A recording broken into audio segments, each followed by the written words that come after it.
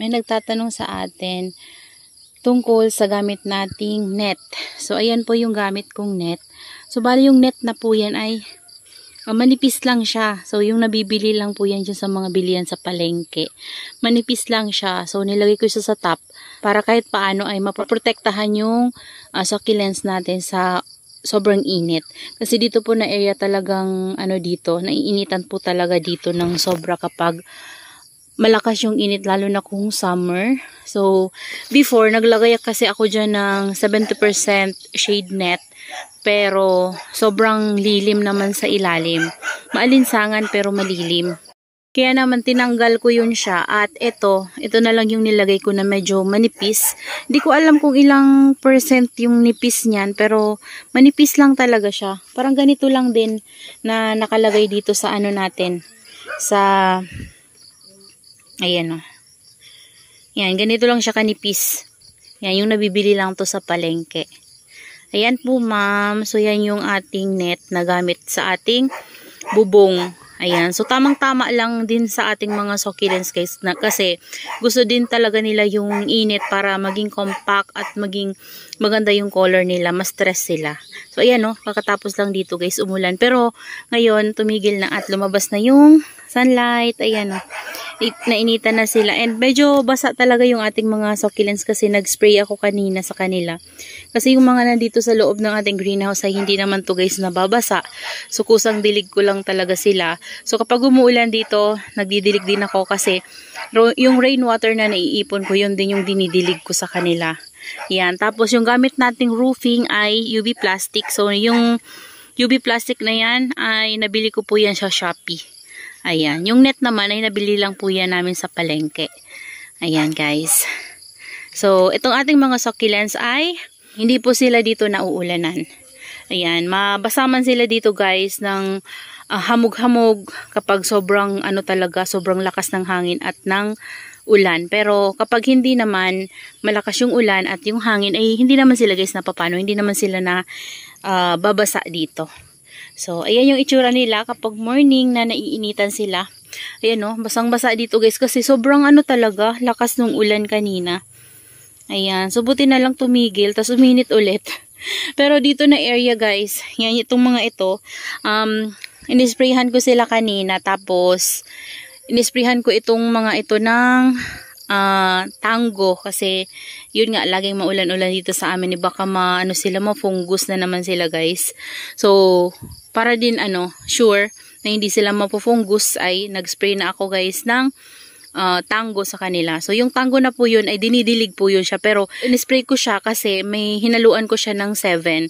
So yung 7 naman po ay para kung may uod or mealybugs ay pwede nating ma-cure agad. So pwedeng mamatay yung mealybugs at saka yung uod dyan, guys, na mga gumagapang at kumakain. Kasi dun banda may mga nakukuha akong uod.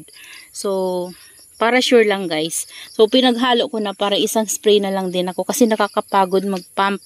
And then, yesterday, guys, ayan, kumuha ako ng mga cuttings ng this one, yung ating pink kalangkawi or lavender scallops. And then, dito na side ay si Flora. Ayan, guys. So, itong mga to, guys, ay nakuha ko yung iba dito.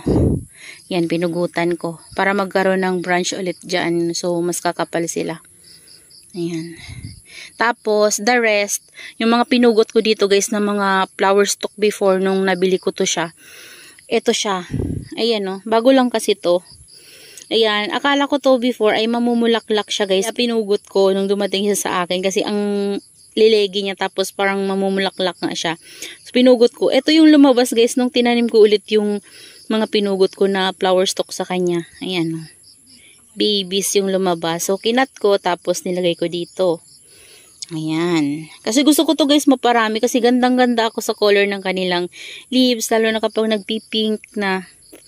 Ayan. Tapos silak si Flora. Ayan. Tapos ito pinasok ko muna, guys. Kasi palaging ang maulan dito. So, baka marat yung mga propagation natin ng variegated purple delight. So, ito ay from leaves. And alam nyo ba, guys, natutuwa ako kasi before, ito yung pot ng ating string of hearts na non-variegated. Tapos, napabayaan ko na yun sa labas, kinakain ng snail. tapos ng uod. Tapos, hinayaan ko lang siya. Inamumunga yun siya, guys, 'di ba? So, hinayaan ko lang. Tapos, nilinisan ko na siya, tapos tinaniman ko na nga nito, dinagdagan ko na nga siya ng garden soil, tapos tinaniman ko nito. Tapos, tingnan nyo guys, oh, yung mga natira siguro na mga seeds ng string of hearts. Ayan guys, so tumubo. Ito, parang may stem pa siya. Ay, hindi. Hindi, tumubo lang talaga siya guys, oh. Ayan siya, oh. Ayan, tapos, saan pa ba? Ayan pa guys, oh. Yan, oh, sa center. So, hinahayaan ko lang kasi wala na nga akong string of hearts na non-variegated. So, meron na lang ako dito variegated na lang. So, ayan, tumubo pa rin sila guys. Buti naman guys, hindi na ubos. Meron pa rin tumubo. So, yung pala guys, ng string of hearts, yung nila, bunga. Nagkakaroon yun ng seeds and pwede nyo pala silang itanim kasi nabubuhay pala sila. Ayan, oh. Ayan, diba? Tapos ito guys, nilagay ko to dito, mga to, ayan o, pinasok ko ulit to, kasi palaging maulan, so baka mamaya ma-fungus sila guys. Tapos ito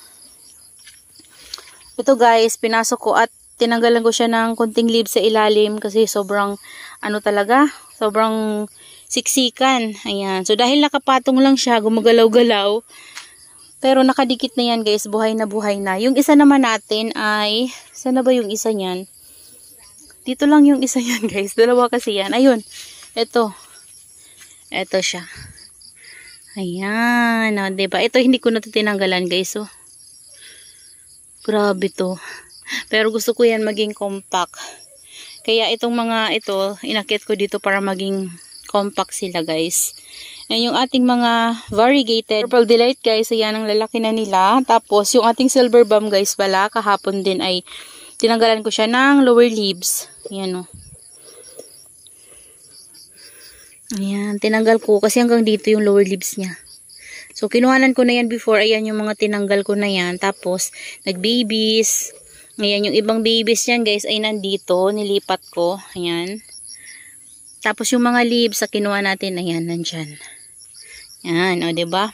Para kapag nabuhay siya, diretso na. Hindi ko na yan siya dyan gagalawin. Tapos yung pinugot ko lang guys na leaves ng, kasi nagmash ito. Ayan, napakita ko na ata to sa inyo. Nagmash ito, tapos, ko siya. Hinati ko yung healthy na nandito. Kinuha ko. Tapos, nilagay ko lang dyan guys sa pot. Tapos, ayan, no, tingnan nyo. Nagbibi. So, pwede nyo itry guys. Baka maging successful din sa inyo. So, yan guys, ay tinry ko lang din. So, nag-i-experiment lang ako kung gagana ba siya o hindi. Kasi napanood ko yan sa video din guys, na yung leaves ni Purple Delight, pinabuhay nila, tas hinati ulit, tas hinayaan lang din ulit dun yung lahati. And then, yun nga, nag-baby din. So, naisip ko, itry ko lang. Pero, ayan, okay naman pala siya guys. So, nagkaroon naman siya ng baby. So, sana ay lumaki. No? Ayan. So, yan sila guys dito. So, yun ma'am, yung gamit nating roofing dito ay UV plastic, and then yung net natin na gamit dito ay manipis lang talaga. Yun yung napakita ko sa inyo kanina. And then, yung net na yan sa taas guys, ganun din yung gamit ko dito paikot. Ayan. Ganun din yan. Net natin paikot. Kasi para hindi sila dito mapasok ng, ng manok, ng aso. Para safe sila guys sa mga, perwisyo. Kasi kapag pinasok sila dito ng manok tsaka ng aso ay sigurado guys, yung mga yan, sigurado sira yung mga yan. Ayan, may nakakapasok dito yung pusa, pero okay naman, hindi naman siya nakakaperwisyo. Pero minsan may nasisira siya, pero okay lang naman din. Ayan. So napakita ko na to sa inyo before, pero ayan guys, so natatamaan ng morning sun yung ating dun sa dulo. Ayan, tapos ito hindi to maarawan masyado dito guys, kasi parang naliliman na siya. So ang laki-laki talaga nito guys, so grabe. Ayan, so magtatanong, ang gamit nating fertilizer ay Osmocote. Ayan. Yan yung gamit nating potting mix sa kanila ay Rizal and then garden soil. So yun lang yung gamit ko sa kanila, and naglagay ako ng toppings na pamistone sa taas para kapag dinilig hindi na nakakaano yung putik. Ayan. So, yan sila guys. Naulan na naman sila. Yan, yung na dito ay tinanggal ko muna. Ayan, pinasok ko dun yung bell baker kasi napupunggo siya guys dito kasi laging maulan. So, pinasok ko muna para makapahinga siya sa tubig. Tapos, diniligan ko siya ng tango. Ayan, yung mga succulents natin dito ay okay naman sila. Yan sila guys. So, that's all for today's video guys. And I hope you enjoy watching and see you on my next vlog. Happy gardening everyone! Bye!